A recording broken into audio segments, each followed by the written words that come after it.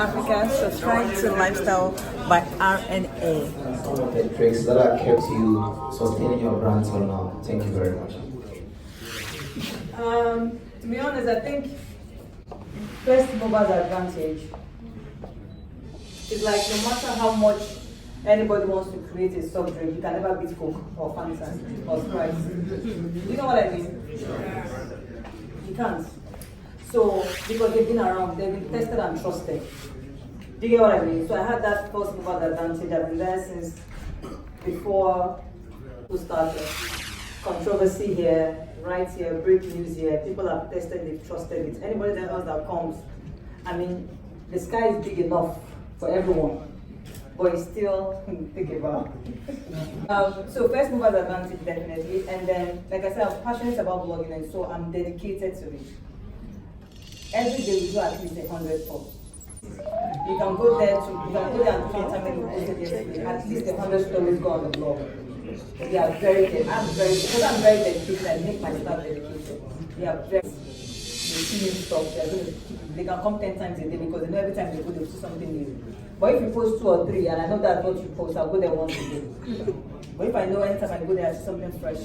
So I think that has sustained me. Very dedicated. Plenty number of posts. Sometimes it's controversial, sometimes it's not. First mover advantage. Actually, when I was only blogging, I made it very personal. I don't know how many of you are personal with your writing. I used to share opinion of what I was writing. I used to share my own personal opinion of what I was writing. And then when you share your own personal opinion, it creates for more conversation because people now feel that they're talking to you. What do you mean? That don't say that again. What do you mean? And they will tell you what it is. I say, no, what do you mean? No, don't say that. I don't agree with you. But if you write it like you're writing like a newspaper article, people just read it and they move on.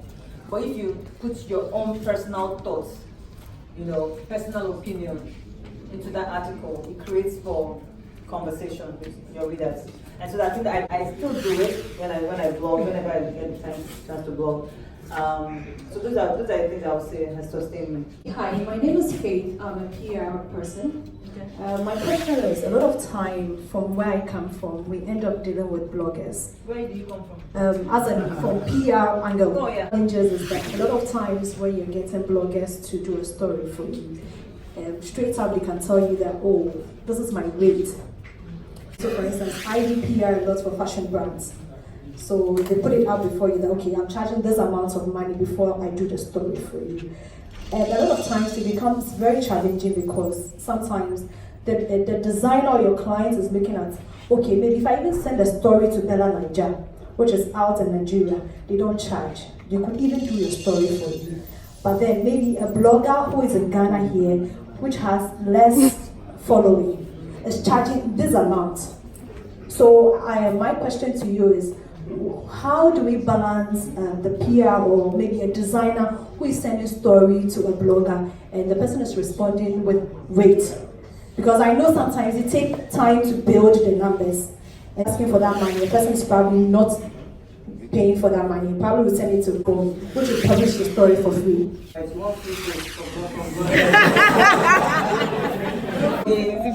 Hoping to make money.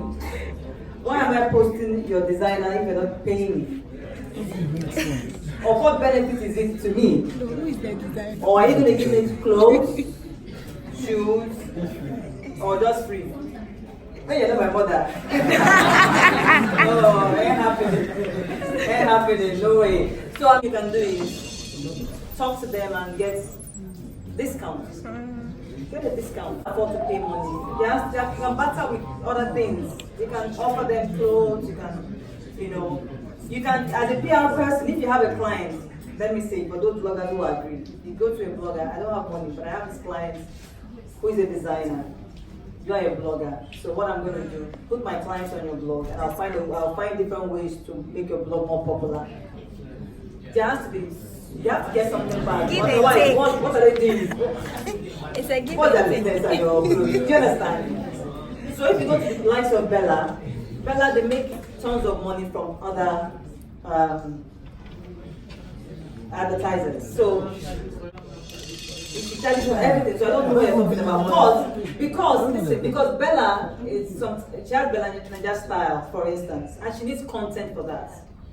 So if you give her something, she will use it as content. But if you give it to me, just have to find a way to balance and say, we can afford to pay you so and so. It's Big Sam. I came with Linda, so I'm not supposed to ask questions. I don't trust it. But I want to. She said something yesterday, and we were speaking about it just right at the door before we came into the hall. What do you think a blogger in this world of saturation at the moment?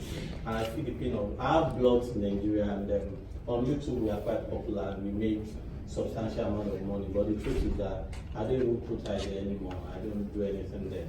But I'm lucky too. But I have 4 or 5 stars running that thing, and it takes a lot of money to pay them.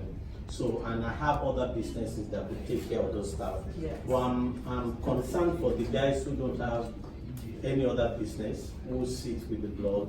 And just like you said, every 1 to 3 person is a blogger.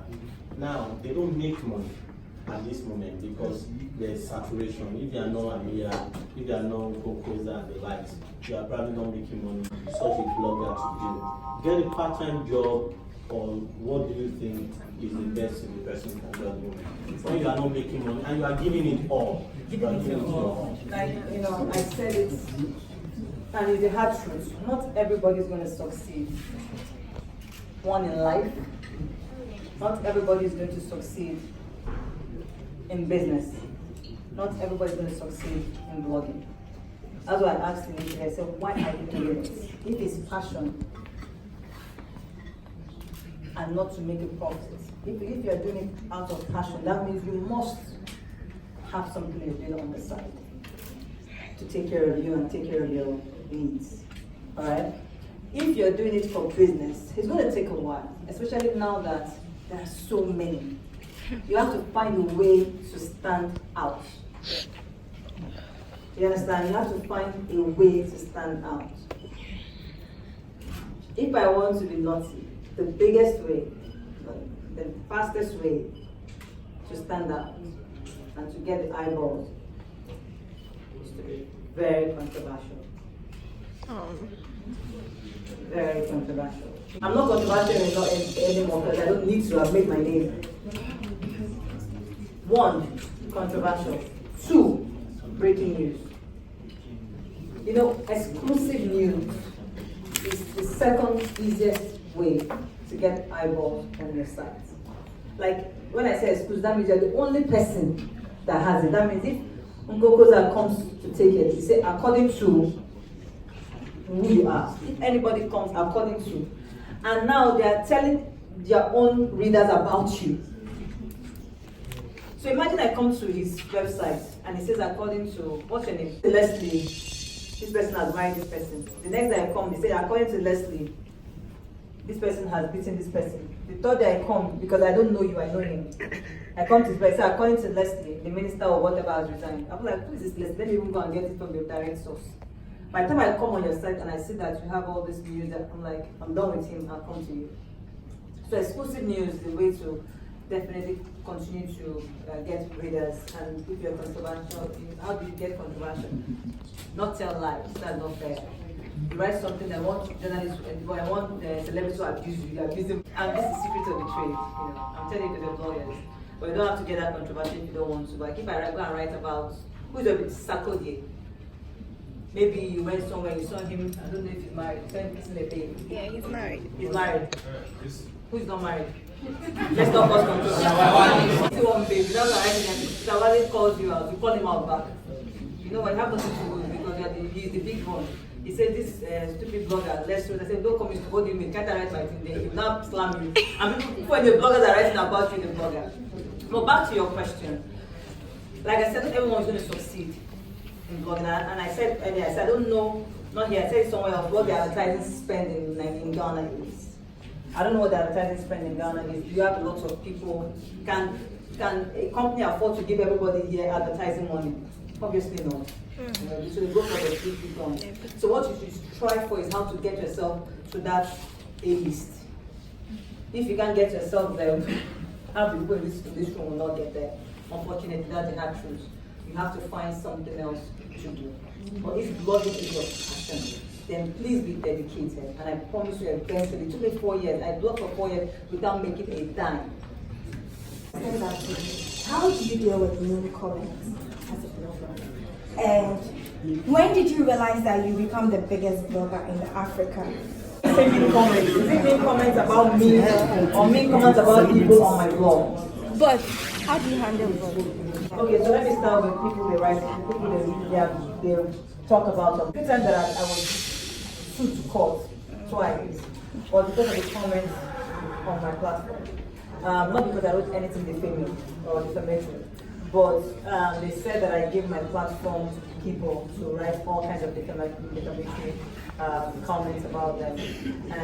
And the reason why they thought they had a case was because they said I moderate my comments. And if you moderate your comment, that means you read it first before you approve. So you read it and you were okay with it and you approved. That means you've endorsed it. Because I read what the lawyer wrote. I'm sorry. So I read it and said because if I'm moderating, that means I have read it, I thought it was okay, then I uploaded it, and then I'm responsible for that comment. And I don't know if he has a point, but eventually the case was dismissed. But I see read a lot of mean comments people write about us, and sometimes I just let it go because first and foremost, to be honest, they're not talking about me. So I'm not that I'm a bad person or whatever, but over it, have a skin. But some comments are so hurtful, like some of them are so evil that I'm like, come on, that I don't upload those ones. Some of them are just when they're making fun of someone or just being silly. I just post those ones, and then, like I said in my earlier interview, people take things differently. For me, as Linda, I don't care what you think of me. I don't care what you write about me. I have developed a thick skin. I've been in this industry for 13 years. And I believe that if I can dish it, I should be able to take it. Last year, some lady went on a rampage on me. Rampage, like for months, writing all the false things. And then people that know me will come and say, Linda, how can you allow this girl to be? I said, I've written about me for 13 years, I've made much money from it. If I go and attack her for attacking me, then I become a hypocrite. Do you understand? People that are written about say, oh, you are angry that she's writing about you, but you used to write about people, you write about people. So I just know that's the hazard of the job. I deal with I don't care what you write, it doesn't matter. If it's a false story and I feel like I deserve the response, I will respond. Because I have a platform which is even bigger than yours. I have a bigger mouth, like a bigger platform than yours. So if you I have a bigger platform. So if you write something about me that I'm not happy about, I will. But most I don't bother to, because I feel like if you can dish it, you should be able to take it. So I deal with comments with a big skin. Your second question is what again? When did you realize that you become the biggest blogger in Africa? When people started writing it, that was probably in 2015.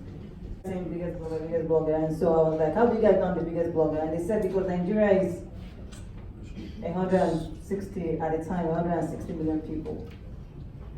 And of course the highest population in Africa.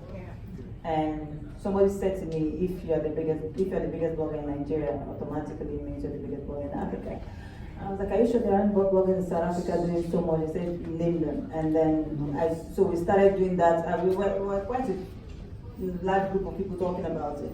They concluded I was bigger, and I agreed with them.